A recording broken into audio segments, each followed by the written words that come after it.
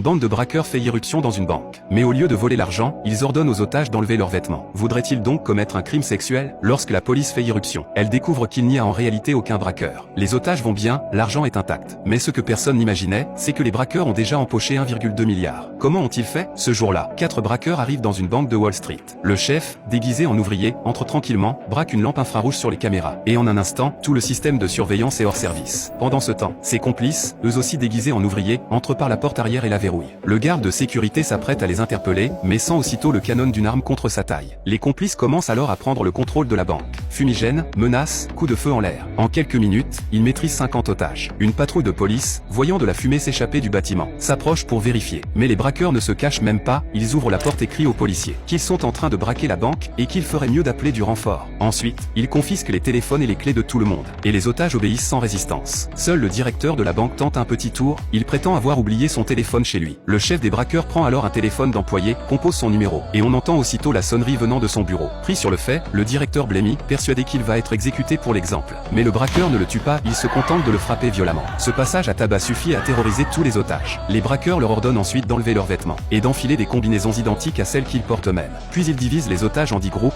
enfermés dans différentes pièces. À l'extérieur, la police a déjà encerclé la banque. Les tireurs d'élite sont en position, impossible de s'enfuir. Nick, le chef de l'opération policière, garde la tête froide. Avec 50 otages, il ne peut pas agir à la légère. Au bout d'un moment, un otage victime d'une crise cardiaque est relâché par les braqueurs. Ce geste fait croire à Nick que ces criminels ne sont pas des tueurs sanguinaires, qu'ils ont peut-être encore un sens moral, il devrait donc être possible de négocier. Mais lorsqu'il tente d'entrer en contact avec eux, les braqueurs l'ignorent complètement. Nick ne comprend plus rien et reste impuissant dehors. Normalement, les braqueurs devraient passer à l'action et vider les coffres. Mais ce qu'ils font ensuite défie toute logique. Ils jettent un coup d'œil à la salle des coffres remplis d'argent, aucun intérêt. Ils regardent les coffrets privés pleins de bijoux, toujours pas intéressés. Finalement, ils se dirigent vers un simple débarras sans valeur apparente. C'est là qu'ils montrent enfin de l'intérêt. Des braqueurs qui se fichent de l'argent, on peut dire qu'ils manquent sérieusement de professionnalisme. Ils déplacent les étagères et commencent à frapper le sol à coups de marteau. Bientôt, un trou apparaît. Comptent-ils s'échapper par un tunnel? Pendant que la police se creuse la tête, les braqueurs relâchent un autre otage, portant cette fois une grosse caisse accrochée à lui. Par précaution, les démineurs s'approchent avec soin. Mais en l'ouvrant, ils découvrent simplement une lettre. Ce soir à 9 h, préparez 2 voitures et un hélicoptère. Chaque heure de retard, un otage mourra. C'est alors qu'un vieil homme se présente. Le président de la banque.